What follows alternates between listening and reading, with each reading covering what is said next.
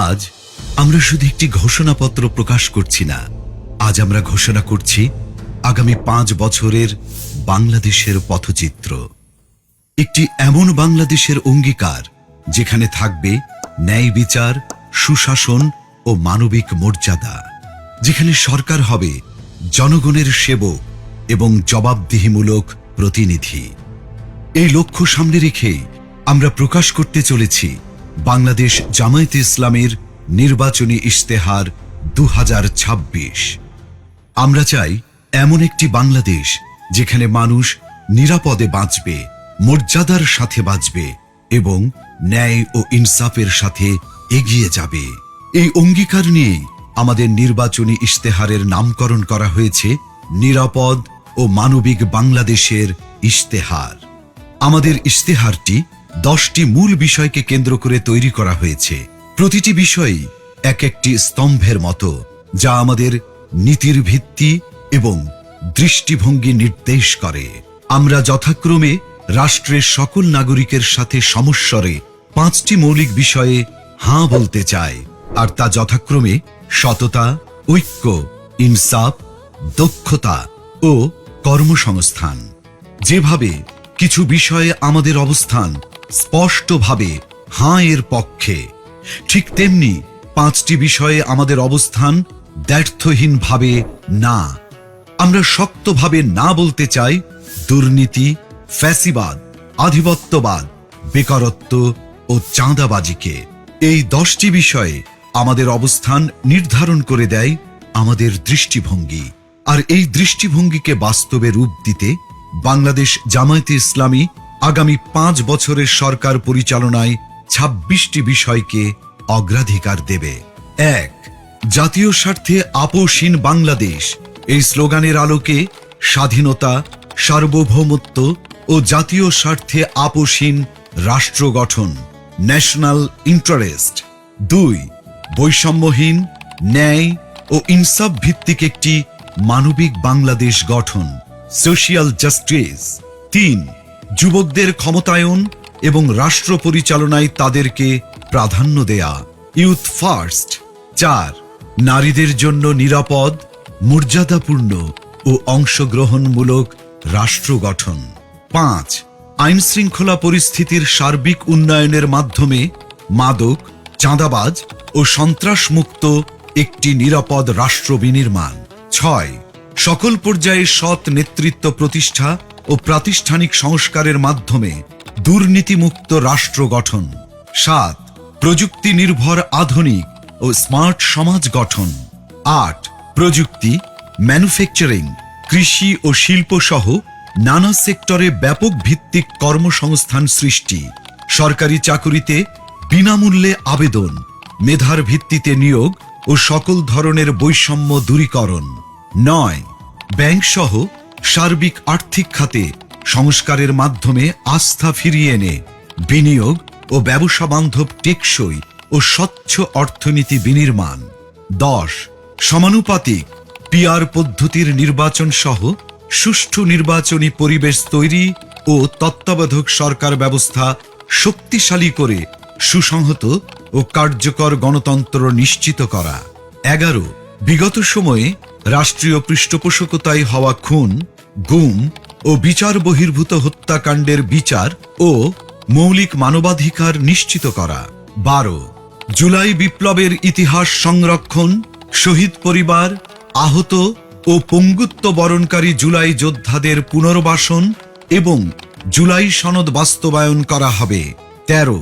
কৃষিতে প্রযুক্তির ব্যবহার ও কৃষকদের সহযোগিতা বাড়ানোর মাধ্যমে কৃষিতে বিপ্লব সৃষ্টি করা। 14.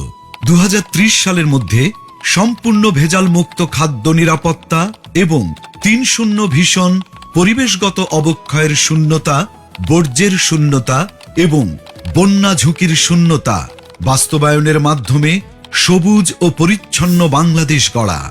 15. ক্ষুদ্র ও মাঝারি শিল্পের বিকাশের পাশাপাশি ভারী শিল্প প্রতিষ্ঠা, দেশি বিদেশি বিনিয়োগ বান্ধব পরিবেশ নিশ্চিতের মাধ্যমে ব্যাপক ভিত্তিতে শিল্পায়ন ও কর্মসংস্থান তৈরি। 16. শ্রমিকদের মজুরি ও জীবনযাত্রার মান বৃদ্ধি এবং মানসম্মত কাজের পরিবেশ বিশেষ করে নারীদের নিরাপদ কাজের পরিবেশ সৃষ্টি করা।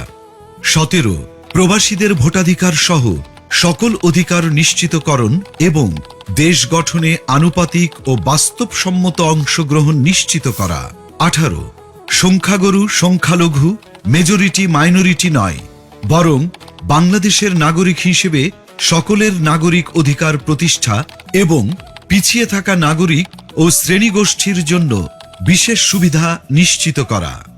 19 আধুনিক ও সার্বজনীন স্বাস্থ্যসেবা প্রদান এবং গরিব ও অসহায় জনগোষ্ঠীর জন্য পর্যায়ক্রমে বিনামূল্যে উন্নত চিকিৎসা নিশ্চিত করা। 20 সমসাময়িক বিশ্বের চাহিদাকে সামনে রেখে শিক্ষা ব্যবস্থার মৌলিক সংস্কার এবং পর্যায়ক্রমে বিনামূল্যে শিক্ষা নিশ্চিত করা। 21 দ্রব্যমূল্য ক্রয় ক্ষমতার মধ্যে রেখে স্থিতিশীলতা নিশ্চিত করা এবং অন্যান্য মৌলিক চাহিদার পূর্ণ সংস্থানের নিশ্চয়তা। 22 যাতায়াত ব্যবস্থাকে ঢেলে সাজানো এবং রাজধানীর সাথে দেশের বিভাগীয় শহরগুলোর সড়ক রেলপথের দূরত্ব পর্যায়ক্রমে 2 থেকে 3 ঘন্টায় নামিয়ে আনা, দেশের আঞ্চলিক যোগাযোগ ও ঢাকার অভ্যন্তরীণ যাতায়াত ব্যবস্থায় মৌলিক পরিবর্তন আনা। 23 নিম্ন ও মধ্যবিত্ত পরিবারের জন্য স্বল্প মূল্যে আবাসন নিশ্চিত করা। 24 ফ্যাসিবাদী ব্যবস্থার পূর্ণ বিলাপে চলমান বিচার ও সংস্কার কার্যক্রমকে অব্যাহত রেখে বাংলাদেশে ফ্যাসিবাদ ব্যবস্থার পুনর্জন্ম রোধ করা। 25 সার্বজনীন সামাজিক নিরাপত্তা ব্যবস্থা চালু করার মাধ্যমে নিরাপদ কর্মজীবন ও পর্যায়ক্রমে সকল নাগরিকদের আন্তর্জাতিক মানের সামাজিক নিরাপত্তা নিশ্চিত করা। 26 সকল পর্যায়ে স্বচ্ছতা ও জবাবদিহিতার মাধ্যমে সুশাসন নিশ্চিত করে একটি সুখী ও সমৃদ্ধ কল্যাণ রাষ্ট্র প্রতিষ্ঠা। বিষয়ভিত্তিক স্পষ্ট দিক নির্দেশনা দিতে আমরা আমাদের নির্বাচনী ইশতেহারকে 8টি প্রধান ভাগে বিভক্ত করেছি। প্রতিটি ভাগ তৈরি করা হয়েছে দেশের বাস্তবতা, জনগণের চাহিদা এবং আগামীর সম্ভাবনাকে সামনে রেখে। এই 8টি ভাগ হল: 1 জুলাই বিপ্লবের আকাঙ্ক্ষায় একটি বৈষম্যহীন, শক্তিশালী ও মানবিক বাংলাদেশ। 2 আত্মনির্ভরতার পথে নিজ পায়ে দাঁড়ানোর প্রত্যয়। 3 টেকসই অর্থনৈতিক উন্নয়ন ও ব্যাপকভাবে কর্মসংস্থান সৃষ্টি। 4 স্বনির্ভর কৃষি ও প্রকৃতির স্বাভাবিক বিকাশের মাধ্যমে পরিবেশ বান্ধব উন্নয়ন। 5 মানব সম্পদ উন্নয়ন ও জনগণের মৌলিক জীবন মানের উন্নয়ন। 6 সমন্বিত অবকাঠামোগত উন্নয়ন। 7 যুবকদের নেতৃত্বে প্রযুক্তি বিপ্লব ও সমৃদ্ধ বাংলাদেশ। 8 সবার জন্য অন্তর্ভুক্তিমূলক রাষ্ট্র। এই 8টি ভাগের মধ্য থেকেই নির্বাচিত করা হয়েছে ইশতেহারের কিছু মূল ও অগ্রাধিকারমূলক বিষয়, যা আমরা বিস্তারিতভাবে আপনাদের সামনে তুলে ধরব। যার শুরুতেই থাকবে সুশাসন ও জননিরাপত্তা এবং তা নিশ্চিতে মন্ত্রী ও এমপি সহ সকল পর্যায়ের জনপ্রতিনিধিদের ও তাদের পরিবারের সদস্যদের বার্ষিক সম্পদ বিবরণী জনসাধারণের সামনে পেশ করা হবে। সরকারি অফিসে সিসি ক্যামেরা স্থাপন এবং সব গুরুত্বপূর্ণ সরকারি নথি ও সেবাকে শতভাগ অনলাইনে রূপান্তর করা হবে। 64 জেলা শহর এবং প্রায় 500 উপজেলা ও ছোট শহরকে পরিকল্পিত শহর হিসেবে গড়ে তোলা হবে। তরুণদের দেশ পরিচালনায় অগ্রাধিকার দেওয়া হবে।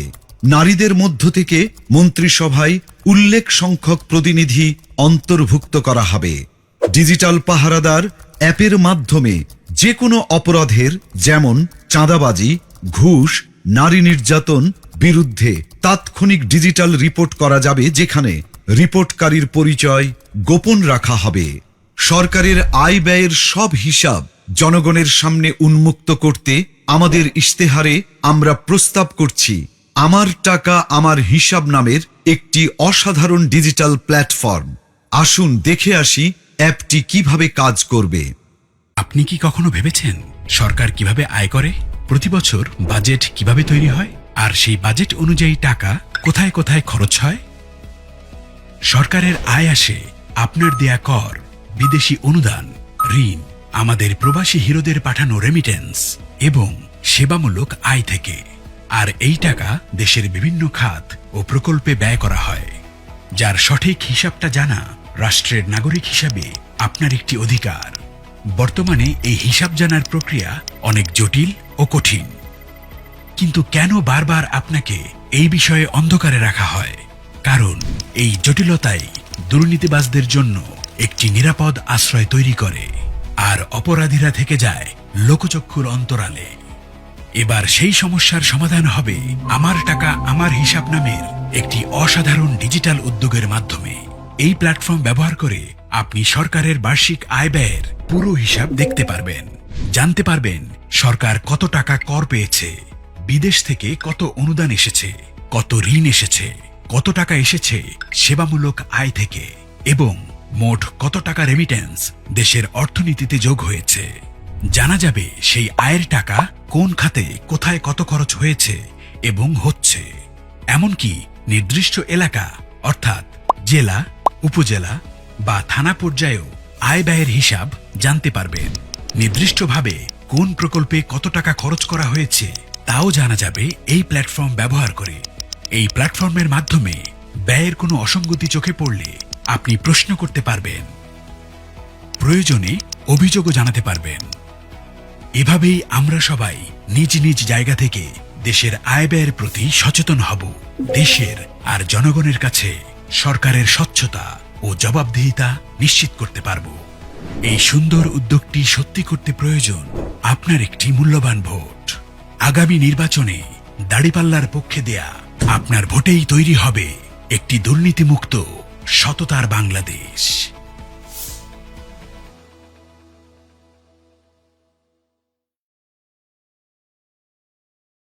এর পাশাপাশি জননিরাপত্তা নিশ্চিত করার লক্ষ্যে চাঁদাবাজি, দুর্নীতি, সন্ত্রাস ও সামাজিক অপরাধ দমনে আমরা নিয়ে এসেছি ডিজিটাল পাহারাদার অ্যাপ। আসুন এখন অ্যাপটি সম্পর্কে আমরা বিস্তারিত জেনে আসি। প্লে স্টোর বা অ্যাপ স্টোর থেকে ডিজিটাল পাহারাদার অ্যাপটি ডাউনলোড করুন। আপনার ফোন নাম্বার দিয়ে রেজিস্ট্রেশন করুন। 6 সংখ্যার গোপন পিনটি সেট করুন। কোন ধরনের অভিযোগ দিতে চান তা সিলেক্ট করুন। অভিযোগের প্রমাণ সংযুক্ত করার জন্য ছবি, ভিডিও, অডিও রেকর্ড করুন অথবা মেসেজ টাইপ করুন। অভিযোগটি পূর্বে রেকর্ড করা থাকলে ছবি, ভিডিও, অডিও আপলোড করুন। আমি উপরের শর্তাবলী পড়েছি, এই লেখাটিতে টিক মার্ক দিন, তারপর জমা দিন বাটনে ক্লিক করুন। অভিযোগের 24 ঘন্টার ভেতরে দ্রুততম সময়ে ব্যবস্থা গ্রহণ করা হবে। আপনার অভিযোগটির অগ্রগতি অ্যাপটির মাধ্যমে ট্র্যাক করতে পারবেন। অভিযোগটির সর্বশেষ তথ্য আপনাকে SMS এর মাধ্যমে জানানো হবে। চাঁদাবাজি এর পাশাপাশি দুর্নীতি, ঘুষ, মাদক, সন্ত্রাস, বুলিং বা ইফটিজিং ও অপহরণ সংক্রান্ত অভিযোগ দিতেও অ্যাপটি ব্যবহার করতে পারবেন। অভিযোগকারীর নিরাপত্তা নিশ্চিত করার জন্য পরিচয় গোপন রাখা হবে। এখন আমরা আলোচনা করব অর্থনীতিকে শক্তিশালী করতে আমাদের প্রস্তাবিত কর্মপরিকল্পনা নিয়ে। 2040 সালের মধ্যে আমরা বাংলাদেশের অর্থনীতিকে $2 ট্রিলিয়ন উন্নীত করব, যেখানে মাথাপিছু আয় দাঁড়াবে $10,000। কর্পোরেট ট্যাক্স পর্যায়ক্রমে 20% এর নিচে নামিয়ে আনা হবে। বাংলাদেশের সকল ইসলামী ব্যাংক ও বীমা খাতের বিকাশে সহায়তা করা হবে। বিদেশে পাচারকৃত অর্থ ফেরত আনার লক্ষ্যে কার্যকর ব্যবস্থা গ্রহণ করা হবে। করমুক্ত আয়ের সীমা ক্রমান্বয়ে বৃদ্ধি করে 6 লাখ টাকা পর্যন্ত উন্নীত করা হবে। অর্থনৈতিক কর্মকাণ্ড গতিশীল করার মাধ্যমে জিডিপি প্রবৃদ্ধির হার ক্রমান্বয়ে 7% উন্নীত করা হবে। আমাদের ইস্তেহারের আরেকটি অন্যতম প্রধান অগ্রাধিকার যুব সমাজ ও কর্মসংস্থান। কারণ বাংলাদেশের এই তরুণদের দক্ষ ও কর্মক্ষম করে তুলতে পারলে বাস্তবায়িত হবে সমৃদ্ধ বাংলাদেশের স্বপ্ন। 5 বছরে 1 কোটি তরুণ তরুণীকে দক্ষতা ও প্রযুক্তি নির্ভর আন্তর্জাতিক মানের প্রশিক্ষণ দেওয়া হবে। কর্মসংস্থান না হওয়া পর্যন্ত ন্যূনতম 2 বছরের জন্য শিক্ষিত বেকারদের মাসে 10,000 টাকা করে কর্জে হাসানা সুদমুক্ত দক্ষতা উন্নয়ন ফি দেওয়া হবে। দক্ষতা যেমন বিদেশি ভাষা, আইটি, কম্পিউটার মেগা, উন্নয়ন করলে কলেজ থেকে বিশ্ববিদ্যালয় পর্যন্ত প্রতি ছাত্রকে ফি প্রদান করা হবে। দক্ষতা প্রকল্পের মাধ্যমে সরকারি ব্যবস্থাপনায় জেলাভিত্তিক human skill development zone SDZ গঠন করে বিনামূল্যে প্রয়োজনীয় প্রশিক্ষণ প্রদানের মাধ্যমে যুব সমাজকে দক্ষ মানব সম্পদে রূপান্তর করা হবে। আসুন দেখে আসি দক্ষতা অ্যাপটি কিভাবে কাজ করবে। দক্ষতা অ্যাপটি প্লে স্টোর বা অ্যাপ স্টোর থেকে ডাউনলোড করো অথবা ওয়েবসাইটে ভিজিট করো। নির্ধারিত ফর্মে পরিচয়, ঠিকানা, শিক্ষাগত যোগ্যতা এবং পছন্দের দক্ষতা সিলেক্ট করো ও অন্যান্য তথ্য দিয়ে রেজিস্ট্রেশন করো। অ্যাপ থেকে কনফার্মেশন পেজে দেওয়া তথ্য অনুযায়ী নির্ধারিত তারিখে ও স্থানে প্রয়োজনীয় সকল কাগজপত্র সহ উপস্থিত থাকো। নির্ধারিত স্থানে বিশেষজ্ঞদের পরামর্শে তোমার প্রশিক্ষণের বিষয় নির্ধারণ করা হবে এবং তোমার ভর্তি প্রক্রিয়া সম্পন্ন করা হবে। প্রশিক্ষণের সময়ে প্রশিক্ষণের খরচ, থাকা খাওয়ার খরচ এবং সম্মানী সরকার বহন করবে। প্রশিক্ষণ শেষে চাকুরি, ক্ষুদ্র ব্যবসা, বিদেশ গমন ও অন্যান্য কর্মসংস্থানের উদ্যোগ গ্রহণে সরকার সহযোগিতা করবে। দক্ষতা অ্যাপের মাধ্যমে তুমি শিখবে এবং শিখতে শিখতেই শুরু হবে তোমার কর্মজীবন। বাংলাদেশ জামায়াতে ইসলামী বিশ্বাস করে নারীর সম্মান ও নিরাপত্তা সমাজের নৈতিক ও সামাজিক উন্নয়নের মূল ভিত্তি। তাই সুষ্ঠু কর্মপরিকল্পনার মাধ্যমে আমরা তাদের সুরক্ষা, মর্যাদা ও সমান সুযোগ নিশ্চিত করতে চাই। নারীর সম্মতি অধিকার রক্ষায় সম্মতি সুরক্ষা কমিটি গঠন করা হবে। নির্যাতিত নারীর সকল প্রকার আইনি, মানসিক, আর্থিক সহায়তার জন্য প্রতিটি জেলা সদর হাসপাতালে ওয়ান স্টপ ক্রাইসিস সেন্টার স্থাপন করা হবে। কর্মক্ষেত্রে ডে কেয়ার সেন্টার উল্লেখযোগ্য পরিমাণে বাড়ানো হবে। নারী চলবে নির্ভয়ে লক্ষ্য বাস্তবায়নে 1. নারীদের জন্য আলাদা বাস সার্ভিস পিক আওয়ারে। 2. গণপরিবহনে সিসি ক্যামেরা স্থাপন। 3. মেট্রো রেলে আলাদা কম্পার্টমেন্ট চালু। 4. ইমার্জেন্সি কল নম্বর চালু করা। ও 5. নারীর নিরাপত্তায় ইমার্জেন্সি সেল স্থাপন সহ আরও অনেক কিছু। আমার আয়ের সংসার প্রকল্পের মাধ্যমে গ্রামীণ নারীদের কর্মসংস্থানের সুযোগ সৃষ্টি করে স্বাবলম্বী করা হবে। এবার আমরা জানাবো আমাদের আয়ের সংসার প্রকল্পের মাধ্যমে কিভাবে নারীদের স্বাবলম্বী ও উৎপাদনশীল করা হবে। বাংলাদেশের গ্রাম কেবল প্রাকৃতিক সৌন্দর্য, দেশীয় সংস্কৃতি বা আবেগের কেন্দ্রবিন্দু নয়, বরং এটি আমাদের জাতীয় অর্থনীতির অন্যতম প্রধান চালিকা শক্তি। 2022 সালের আদমশুমারি অনুযায়ী বাংলাদেশে 5.5 কোটিরও বেশি নারী গ্রামীণ জীবনযাপন করেন। গ্রাম বাংলার এই বিশাল নারী জনগোষ্ঠী একটি নীরব শক্তি। একবার ভেবে দেখুন তো, যদি তারা নিজেরাই কর্মক্ষম ও উৎপাদনশীল হতো, নিজের আয়ের পথ নিজেই তৈরি করতে পারত, তাহলে এদেশের ভবিষ্যৎ কতটা বদলে যেত। এই অপার সম্ভাবনাকে সত্যি করতেই বাংলাদেশ জামাতে ইসলামী পরিকল্পনা করেছে আমার আয়ের সংসার নামের একটি প্রকল্প। এই প্রকল্পের অধীনে গ্রামীণ নারীদের স্বাবলম্বী করে গড়ে তোলা হবে এবং সম্মানজনক জীবনযাপনে উদ্বুদ্ধ করা হবে। এই প্রকল্পের আওতায় একজন নারীকে আমরা কোনো ভাতা প্রদান করব না, বরং তার দক্ষতা ও পছন্দের উপর ভিত্তি করে প্রস্তুত করব সম্মানজনক কর্মক্ষেত্র। এই প্রকল্পে থাকবে হাতের কাজ ও সেলাই, অনলাইন ফ্রিল্যান্সিং, উঠান কৃষি, হাঁস মুরগির খামার, গবাদি পশুপালন, মাছ চাষ ইত্যাদি। এই প্রকল্পের মাধ্যমে আমরা একজন নারীকে প্রয়োজনীয় কারিগরি প্রশিক্ষণ দেব এবং ব্যবসা শুরুর সকল উপকরণ তুলে দেব তার হাতে। সেই সাথে বছর জুড়ে প্রকল্প পর্যবেক্ষণে নিশ্চিত করব যেন নারীর স্বাবলম্বী হবার এ যাত্রায় কোনো প্রতিবন্ধকতাই বাধা হয়ে দাঁড়াতে না পারে। এই প্রকল্প দেশের সামষ্টিক অর্থনীতিতে একটি শক্তিশালী অনুঘটক হিসেবে কাজ করবে, যা দীর্ঘমেয়াদী টেকসই উন্নয়নের পথ প্রশস্ত করবে। রাসূলুল্লাহ সাল্লাল্লাহু আলাইহি ওয়াসাল্লাম বলেছেন, উপরের হাত নিচের হাতের চেয়ে উত্তম। অর্থাৎ হাত না পেতে নিজে উপার্জন করে অন্যকে সাহায্য করার প্রতি তিনি আমাদের উৎসাহিত করেছেন। এই আদর্শকে বুকে ধারণ করেই বাংলাদেশ জামাতে ইসলামী এদেশের গ্রামীণ নারীদের জন্য আমার আয়ের সংসার প্রকল্পটির পরিকল্পনা গ্রহণ করেছে। আর এই সুন্দর উদ্যোগটি সত্যি করতে প্রয়োজন আপনার একটি মূল্যবান ভোট। আগামী নির্বাচনে দাঁড়িপাল্লার পক্ষে দেয়া আপনার ভোটেই তৈরি হবে একটি উৎপাদনশীল এবং সমৃদ্ধ বাংলাদেশ। চলো একসাথে গড়ি বাংলাদেশ। এখন আমরা স্বাস্থ্য ও পরিবার কল্যাণ বিষয়ে বাংলাদেশ জামায়াতে ইসলামের কর্ম পরিকল্পনা সম্পর্কে জানব। 5 বছরের নিচে ও 60 বছরের উপরে সবাইকে বিনামূল্যে স্বাস্থ্য সেবা দেওয়া হবে। স্বাস্থ্য খাতে বাজেট পর্যায়ক্রমে 3 গুণ করা হবে। সবার জন্য স্বাস্থ্য সেবা নিশ্চিত করতে পর্যায়ক্রমে জাতীয় স্বাস্থ্য বীমা, ন্যাশনাল হেলথ ইন্স্যুরেন্স এবং ডিজিটাল হেলথ কার্ড চালু করা হবে। প্রথম 6 মাস থেকে 1 বছরের মধ্যে বর্তমান সরকারি হাসপাতালের স্বাস্থ্যসেবা যোগ্যতা শতভাগে উন্নীত করা হবে। 300টি অত্যাবশ্যকীয় ঔষধ EML নিয়ন্ত্রিত এবং ন্যায্য মূল্যে প্রদান করা হবে। ধাপে ধাপে 500টিতে উন্নীত করা হবে। বাংলাদেশে একাধিক আন্তর্জাতিক মানের মডেল হাসপাতাল চালু করে মেডিকেল ট্যুরিজমকে ব্র্যান্ডিং করা হবে। উল্লেখিত বিষয়গুলো সহ আমাদের সার্বিক কর্মপরিকল্পনা সম্পর্কে সকলকে বিস্তারিতভাবে জানাতে ও আমাদের ইস্তেহারকে জনগণের হাতে হাতে পৌঁছে দিতে আমরা তৈরি করেছি চলো একসাথে গড়ি বাংলাদেশ ওয়েবসাইট, যেখানে আমাদের সকল অঙ্গীকার ও পরিকল্পনা উপস্থাপন করা হয়েছে। আগামী নির্বাচনে দাঁড়িপাল্লার পক্ষে দেওয়া আপনার মূল্যবান ভোটেই তৈরি হবে একটি নতুন বাংলাদেশ। চলো একসাথে গড়ি নিরাপদ ও মানবিক বাংলাদেশ।